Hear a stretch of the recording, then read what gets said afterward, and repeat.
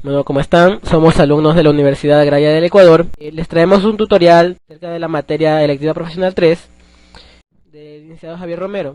El tema que vamos a tratar es sobre las estructuras lógicas de almacenamiento. Los integrantes del grupo son Liribet López, Yomar Guzmán, Mireya Cajilema, Carlos Llones y Miguel Quirola, David Guartazaca, Erika Lino, María Pilamunga y Daisy Trujillo.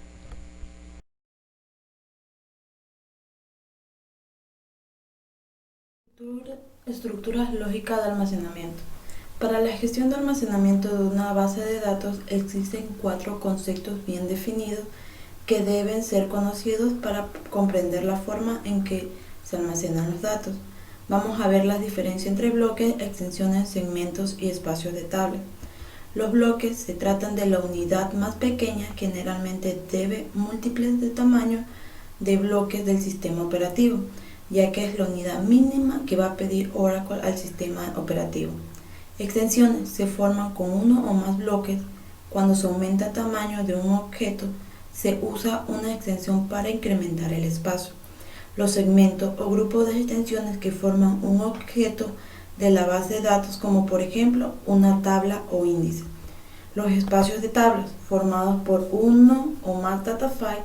Cada datafile solo puede pertenecer a un determinado table space. También posibilita además otra serie de operaciones como son las siguientes: asignar cuotas específicas del estado del usuario de la base de datos, controlar la disponibilidad de los datos de la base de datos poniendo fuera del uso algunos de los espacios de las tablas individualmente, realizar copias de seguridad o recuperaciones parciales de la base de datos. Definición y el espacio de almacenamiento. Las bases de datos suelen ser creadas para almacenar grandes cantidades de datos de forma permanente. La mayoría de las bases de datos se almacenan en las llamadas memorias secundarias, especialmente en disco duro. Las razones por las cuales las bases de datos se almacenan en memoria secundaria son: en general, las bases de datos son denominadas grandes para entrar en la memoria principal. En la memoria secundaria suelen ser más baratas que la memoria primaria, aunque esta última tiene mayor velocidad. La memoria secundaria es más útil para el almacenamiento de los datos permanente, puesto que la memoria primaria es volátil. Las técnicas empleadas para almacenar las bases de datos son sumamente importantes para la velocidad de acceso y recuperación de datos. Estas técnicas dependen del tipo de almacenamiento, el uso que se les dará a la base de datos. Las técnicas de almacenamiento son independientes de las bases de datos, pero de todas maneras la mejor técnica muchas veces pueden determinarse viendo la estructura de la base de datos. La idea es que los encargados de la base de datos encuentren la técnica idónea o aquella que permita la mayor velocidad de acceso a los datos posibles. La definición y creación de los espacios asignados para cada base de datos. Las bases de datos se almacenan en ficheros o archivos. Existen diferentes formas de organizaciones primarias de archivos que determinan la forma en que los registros o archivos se colocan físicamente. Las distintas formas de organizaciones primarias de archivos son: archivos montículos o no ordenados. Esta técnica coloca los registros en los discos sin un ordenador específico, añadiendo nuevos registros al archivo. Archivos ordenados o secuenciales mantienen el orden de los registros con respecto a algún valor de algún campo o clave de ordenación. Archivos de direccionamiento calculado. Utiliza una función de direccionamiento calculado, aplica un campo específico para determinar la colocación de los registros en el disco. Árbol B se vale de la estructura del árbol para las colocaciones de los registros. Existe una segunda forma de acceder a los datos, llamada organización secundaria o estructura de acceso familiar. Estas permiten que los accesos a los registros de un archivo basado en campos alternativos sean más eficientes que los que han sido utilizados para la organización primaria de los archivos.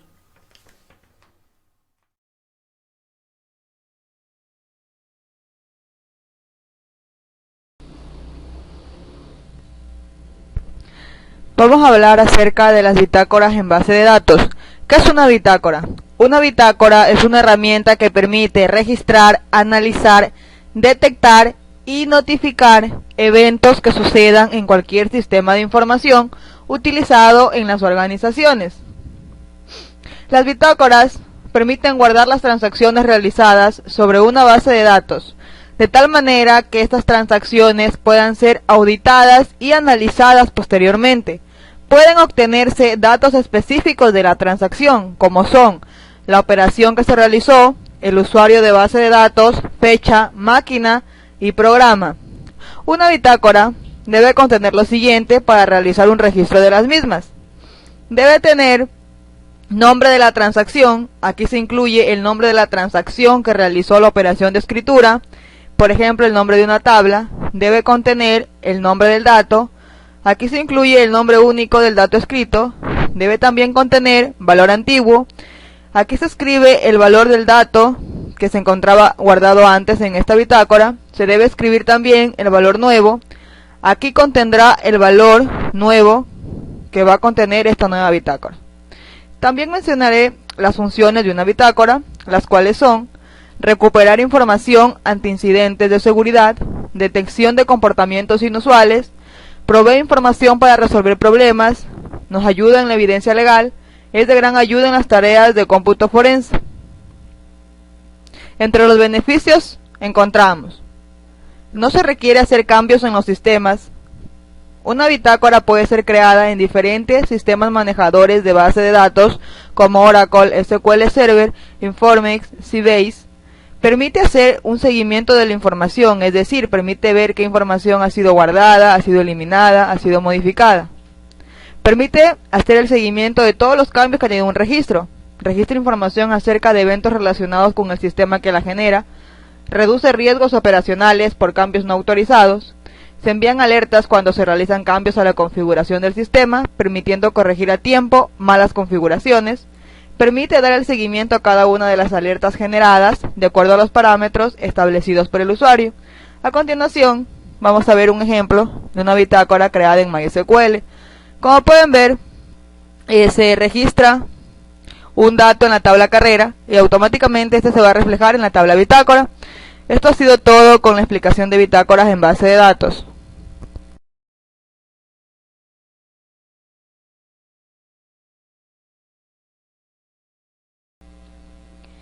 Ahora hablaremos de qué es una partición en una base de datos. Una partición es una técnica de optimización para el mejoramiento de tiempo, respuestas y consultas en una base de datos donde las tablas son muy grandes. Una partición es una división de una base de datos lógica o sus elementos constituyentes en partes independientes. La partición de base de datos se hace normalmente por dos razones: la primera por mantenimiento y la segunda por el rendimiento del manejo. Una tabla particionada es idéntica a una tabla no particionada. No se necesitan modificaciones. El particionamiento permite subdividir en una tabla, un índice o toda una tabla organizada en partes pequeñas. Las particiones pueden mejorar lo que es la escalabilidad y la facilidad del uso en las bases de datos grandes. También encontramos cuáles son los beneficios del particionamiento. Tenemos que amplía la variedad de aplicaciones, mejora la capacidad de administración y un mayor desempeño y disponibilidad. A continuación se nos presenta un ejemplo del particionamiento, en el cual observamos una tabla que no está particionada y no es necesario modificar ni eliminar los campos para que se pueda particionar. El particionamiento de una base de datos se puede dar en dos formas: horizontal y vertical. Particionamiento de forma horizontal. La creación de particiones horizontales divide una tabla en varias tablas. Así, cada tabla contiene el mismo número de columnas, pero con menos filas. La partición vertical divide una tabla en varias tablas. que contienen menos columnas. Los dos tipos de particionamiento vertical son la normalización y la división por filas. La normalización consiste en quitar columnas redundantes de una tabla y colocarlas en tablas secundarias, mientras que la división de filas divide verticalmente la tabla original en tablas con menos columnas. Bien, a continuación podemos darnos cuenta que tenemos un ejemplo de una tabla con una nómina de estudiantes que no está particionada. Si observamos el ID de ellos, nos damos cuenta que está ordenado en forma aleatoria. A continuación vemos unas tablas que ya están particionadas. Si realizamos la partición de la tabla anterior, podemos observar cómo la nómina de los estudiantes se ha particionado en un orden numérico. Pues bueno, podemos entonces concluir que la partición en una base de datos mejora el rendimiento ejecutando con mayor rapidez. Estas particiones se las puede realizar en cualquier sistema manejador de base de datos como MySQL, Oracle o entre otros.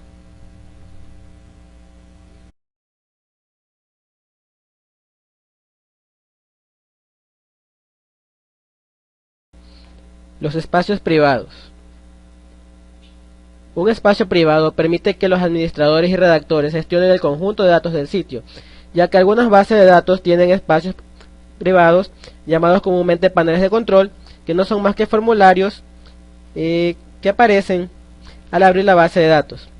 Los paneles de control sirven de puerta principal o recibidor de una base de datos en el sentido de que dirigen a las personas hacia las tareas, haciendo que esto sea mucho más sencillo. Sirven también para mantener alejados a los usuarios de las tablas que contienen los datos en tiempo real. Cuando abrimos una base de datos debemos adentrarnos más allá del panel de control para averiguar cómo están estructurados los datos, pero merece la pena también echar un vistazo inicial al panel de control, ya que pueden ofrecer algún indicio sobre las tareas que el diseñador de la base de datos consideró que realizan los usuarios habitualmente con los datos. Los espacios para objetos. Los manejadores de base de datos se basan en archivos para almacenar datos, y estos archivos o conjuntos de datos residen en medios de almacenamiento o dispositivos. Algunas tecnologías de almacenamiento son más adecuadas que otras, sin embargo la naturaleza mecánica de la unidad de disco los hace más vulnerables al fracaso de los componentes de otro equipo. Para aplicaciones de misión crítica, la integridad de los datos puede ser más importante que la disponibilidad. Es imperativo, por lo tanto, que las soluciones de almacenamiento de base de datos para proteger a toda costa. El rendimiento de una base de datos dependerá mucho de la entrada y salida de disco.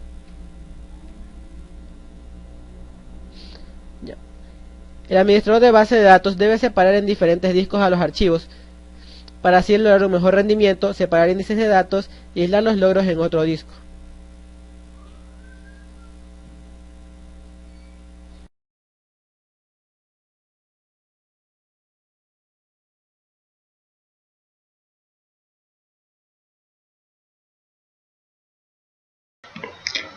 Los segmentos. Un segmento es un contenedor de objeto de la base de datos. ¿Qué es un contenedor? En este caso, en base de datos, un contenedor puede ser una tabla o un índice. También nos dice que un segmento es un espacio reservado de la base de datos, pues este espacio reservado será utilizado únicamente por un objeto dentro de la base de datos. También cabe recalcar que si el segmento crece, la tabla también crecerá junto con ella. Físicamente todo objeto dentro de la base de datos es un segmento. También nos dice que los segmentos están compuestos por secciones llamadas extensiones. ¿Qué es una extensión? Una extensión es la unidad lógica de almacenamiento que está formada por un número determinado de bloques de datos. Vamos a ver lo que es un segmento. En este caso tenemos lo que es un segmento. Nos dicen que un segmento es un contenedor o un objeto de la base de datos. En este caso, ¿qué es un contenedor? Un contenedor puede ser una tabla, y que una tabla es un segmento. También nos dice que los segmentos están compuestos por extensiones. ¿Qué son las extensiones? Pues nos dicen que las extensiones es la unidad lógica de almacenamiento que está formada por un determinado bloque de datos. ¿Qué es un bloque de datos? Pues bien, en este caso vamos a ver lo que es un bloque de datos. Esta parte de aquí vendría a ser un bloque de datos y nos dice que la unión de varios bloques de datos o la agrupación de los bloques de datos conforman una extensión. Y nos dice también que la unión de varias extensiones conforman lo que es un segmento o una tabla. Bien, ahora vamos a ver 5 tipos de segmentos. En este caso vamos a tomar un ejemplo de Oracle. Pues vamos a ver lo que son los segmentos de datos, de índice, de rollback, temporales y de bootstrap.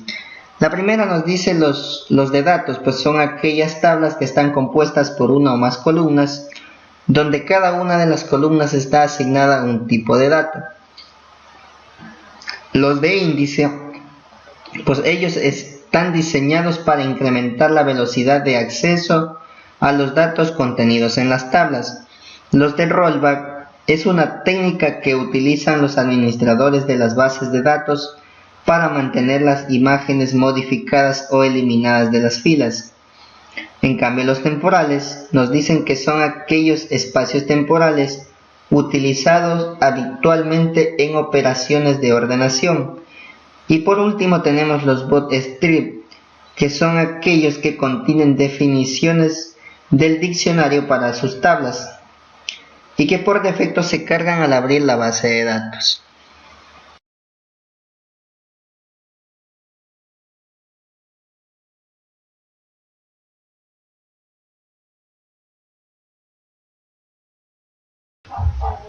La memoria compartida. Son sistemas conocidos como multiprocesamiento simétrico, donde múltiples procesadores comparten un mismo sistema operativo y memoria. Como vemos aquí en el ejemplo, un servidor comparte memoria por medio de una red a 3 estaciones de trabajo.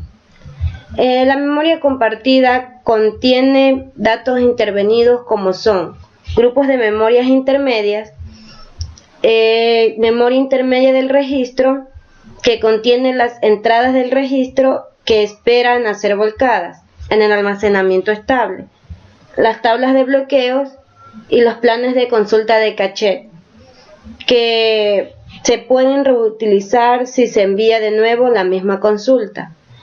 Una estructura de memoria está compuesta de 2 áreas de memoria que son el área de memoria asignada al sistema de área global y el área de memoria asignada al programa de área global. El área de memoria asignada al sistema global está asignada al inicio de la instancia y representa un componente fundamental de una instancia de base de datos. El área de memoria asignada al programa global está asignada al inicio del proceso del servidor. Esta está reservada a cada proceso de usuario que se conecta en la base de datos. El proceso de usuario es el programa que solicita una interacción con el servidor de base de datos. Y el programa de servidor lo que hace es representar al programa que entra directamente en interacción con el servidor de la base de datos. O sea, responde a todas las peticiones y envía los resultados. Las ventajas y desventajas de una memoria compartida. La ventaja me permite la facilidad de la programación. O sea, es mucho más fácil programar en estos sistemas que en sistemas de memoria distribuida. Las desventajas. El acceso simultáneo a memoria es un problema. O sea, cuando todos los usuarios están accediendo a la base de datos en el mismo tiempo, me puede generar algún error. Poca escalabilidad de procesadores. no pueden agregar una gran cantidad de usuarios, porque después los procesos se vuelven lentos. Todos los CPUs tienen un camino libre a la memoria, o sea, no hay poco control de tráfico de los datos.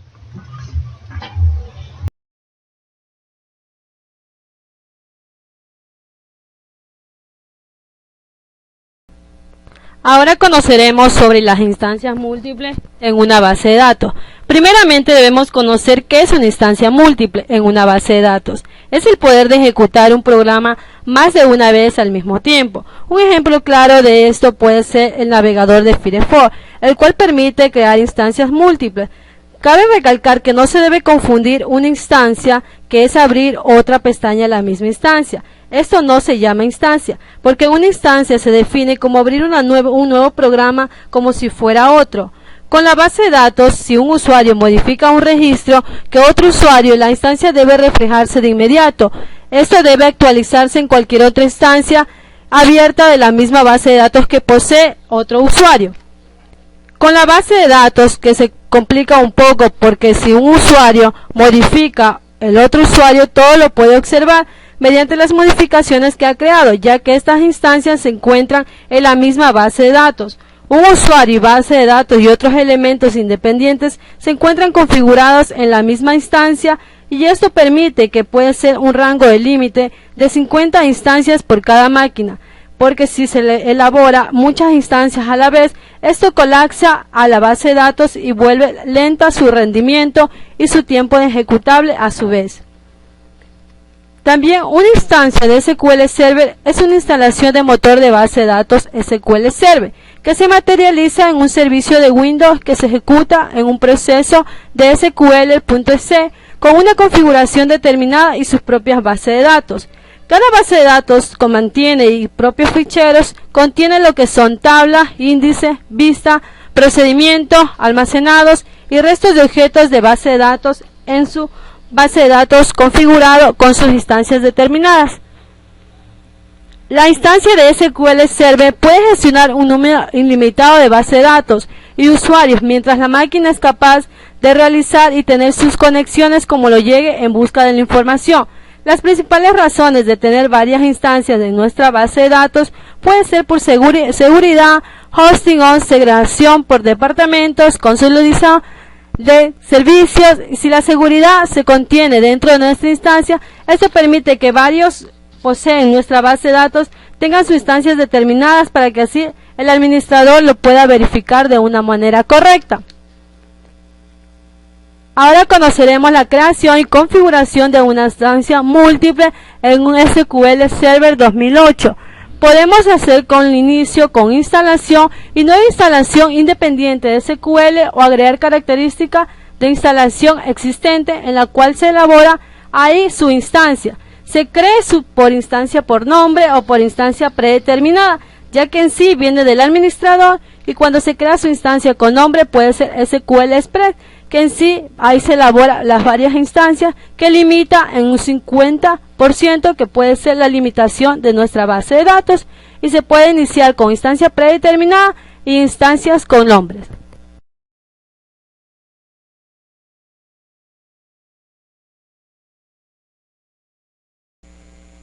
Pues bien, vamos a hablar aquí acerca de los usuarios en base de datos.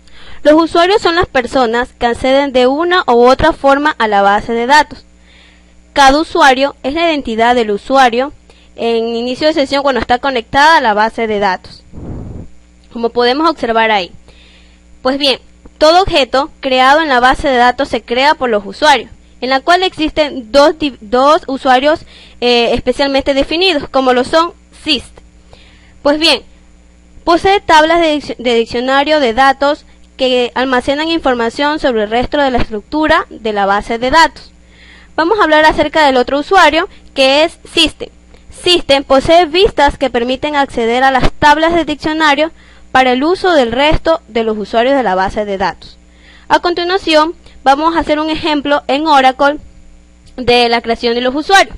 Pues bien, ahí hacemos clic en seguridad y observamos que se despliega un menú en la cual hacemos señalamiento en usuario y obviamente clic derecho en crear. Pues bien, en la siguiente ventana se nos muestra pues el nombre del usuario, escribimos, y el perfil del usuario que por default ya está predeterminado. Y obviamente asignamos la contraseña y hacemos en crear. Pues bien, esto ha sido todo en la creación de usuario.